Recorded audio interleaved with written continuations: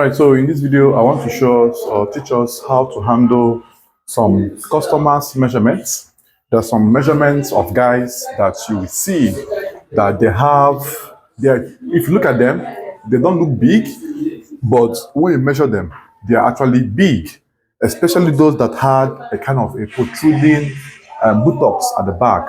Those guys that normally works in banks or some reverend fathers. Now, this shape is unique. It doesn't really follow the regular way of drafting trouser. You need to give some considerations. So, if your measurements or the measurements you are working for in your next illustration or your next sewing falls under this range, that means you need to watch this video till the very end so that you'll be able to know or see how you can go about this. Now, the waist of the person I have is 41 inches. Now, this waist is a fitted waist measurement, while the hip is 51. You can see the difference between the waist and the hip is 10 inches, which is very, very obvious that the hip is protruding at the back. Now, the lap is 29, the knee is 19, ankle is 14.5, and length of trouser is 40.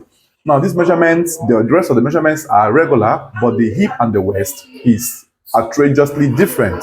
So, I want to show you how to draft the trouser. The stitching remains the same, so you can go ahead and use my previous videos on how to stitch trousers to stitch, but then drafting is of essence, especially on the crotch and some other areas I will show you as well. So, let's get to the cutting proper. So, here I have placed the fabric and I have drafted, I have marked out the baseline and the hemming inch allowance. So the next I am trying to do right here is to get my length of trouser, which I've gotten is 40, right? No addition, no subtraction. Now to get the crotch, now the hip we had is 51. So if you divide 51 by 4, you will have 12 3/4, that's 12.75. Now to get the crotch of this guy, I used 12.5. Right, I ignored the 1/4 and picked 12.5. Now, the reason for this 12.5 is to make sure that the crotch does not slack or get too tight. Bear in mind that when you are drafting your trousers, you don't need to be stagnant or static with one particular crotch for all sizes. You need to be flexible in order to suit or fit in so many body size and shapes. Then here, you get your knee line, measure from the crotch depth to the hem line, which is 27.5. So divide by 2 and minus 3. So 27.5 divided by 2 is 13 1/4, minus 3 is 10 1/4, right? So here you mark 10 1/4. You always mark twice. You always mark twice, just this way. You always mark twice, extend the line all through this way, and then after which you now apply the hips of 51. That is 12 3/4, right? 51. You mark it just this way and mark extra 2 inches like this. Now you get the midpoint, which is the gradient line. So this is almost 15. So 7.5, right? 7.5. You push here as well. You also mark 7.5. You also extend the line as well here, 7.5. Now, you are going to join these lines with what they call a disjointed line. A disjointed line, just like this, right? Just this way.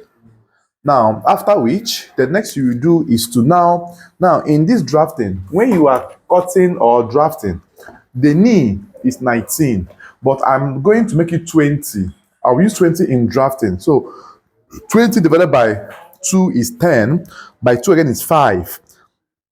That means from the center point, mark 5 inches on both sides. Now, why did I make it 20? Remember that such people that has this body nature, they need allowance inside. You give room for weaving and joining allowances, everything. Even if the back we still have extra inch as well. So the ankle is 14 and a half, but I will use 15 in the drafting. So 15 is 7.5, then by 2 again is 3 3/4, right? 3 3/4 is 15. 3 3/4 is 15. This is 7.5, right? Look at 7.5. Now, the waist is 41. Divided by 4 is 10 1/4. 10.25. You mark this way and then mark extra 1 inch on the waist point. This is very, very important. Now, I want to show you as well how to connect these lines. The lines connection is of great essence that if you don't know how to connect the lines, you will see ruin it. So you have to bring the line on the ankle to come up straight in this form. Bring this one as well. It goes up straight as well in this form. You see, right? Don't join it here yet. Just follow my guide. Then join the 1 inch on the waist to the real hip. It goes this way.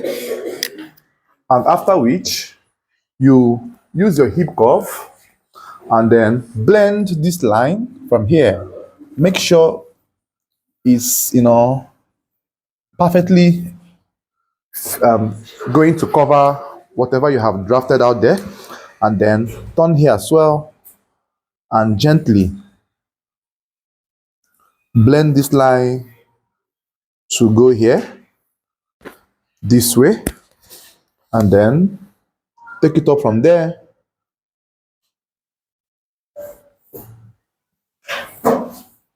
this way, and then take it out from there to this point as well, right? Then mark your pocket depth. So for such person, I will use 7.5 for his pocket depth. 7.5. And here I will mark 2.5 inches for the pocket point. Then come down by 0.5 this way. And then connect from here all through to this very point. So after which, I'll show you what to use to do the curve at the crotch point. So you take your armhole curve, place it in this form, connect from the extension to this very point. So this is how, you draft. Now, if you observe, this is giving you a perfect shape of such person. And then I will cut out this. I will show you as well what to do next.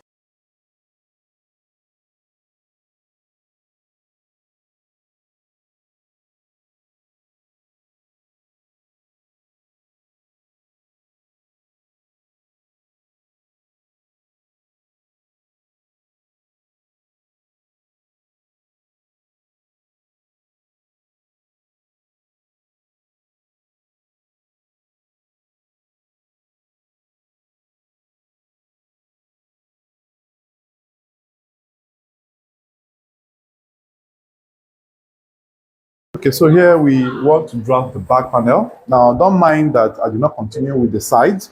This was for a two fabric, two trousers of the same person. So I used the other side to cut the front. So I want to use here now to cut the back of the both trousers that are making two trousers of black, right? So now, having seen this or having, marked this, now you make sure you mark out your crotch line here. Now, in some cases, you can go ½ inch lower or rather the same length. Some back crotch tends to drop by 1 inch or thereabout, but I do mine to be the same with the front panel. So the back extension here will no longer be 2 inches. It will be 2.5. It will be 2.5 inches. Now, the reason of this 2.5 inches is to give the back crotch enough room to sit properly. And then here, usually we put 1.5, you put 1.5, and here you also put 2 inches or 2.25. Somewhere here, 2 inches or 2.25. And then you extend the line all out in this form. Extend the line all out in this form. And then use your armhole curve and connect it smoothly, just like this. Connect it smoothly, just like this. And then continue with your 2 inches additions. Your regular 2 inches additions all through here. 2 inches additions all through here. And then take your hip curve, connect them in twos. The first one on the crotch to the one on the lap.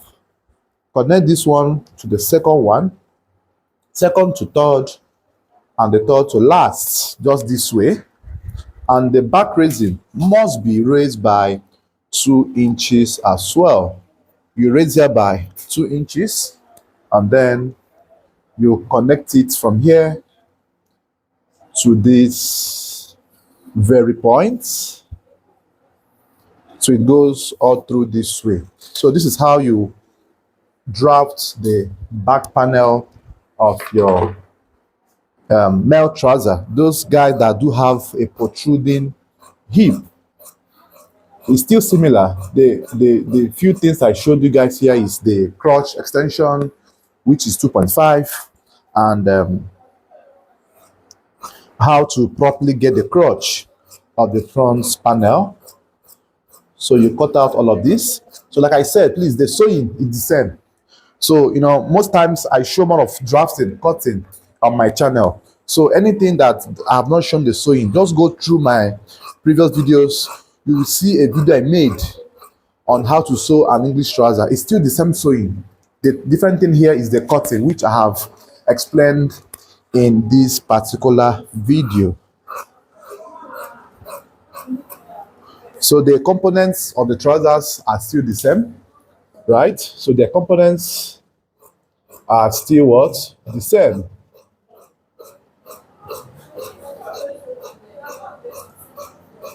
So the components are still the same.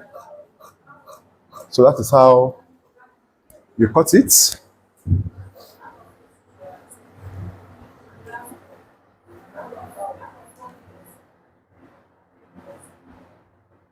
Now, I will be showing you, maybe that should be in my New Year classes on how to draft another form or type of trouser as well. But before that, we must have made sure you have mastered these ones I am showing you on this channel.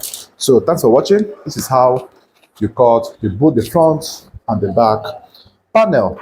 See you guys on the next one. Bye bye for now.